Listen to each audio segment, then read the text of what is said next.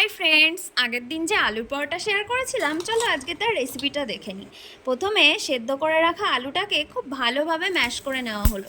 তারপর ফ্রাইং প্যানে পাঁচফোড়ন ফোড়ন দিয়ে এর মধ্যে দিয়ে দেওয়া হলো একটা মশলা, যেটার মধ্যে রয়েছে আদা, রসুন আর কাঁচা লঙ্কা দিয়ে একটা পেস্ট।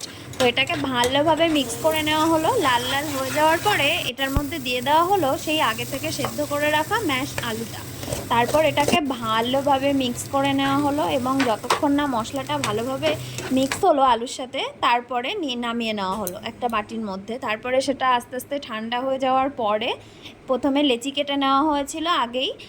তারপরে লেচির মধ্যে আস্তে আস্তে পুরটাকে ভরে দেওয়া হলো। একটু একটু করে পুর ভরা হচ্ছে আর একটু একটু করে মুড়ে দেওয়া হচ্ছে মুখটা, যাতে আলুটা বেরিয়ে না আসে। তারপর ভালোভাবে মুখটা মুড়ে দেওয়ার পরে আমরা এটাকে ভালোভাবে বেলে নিলাম।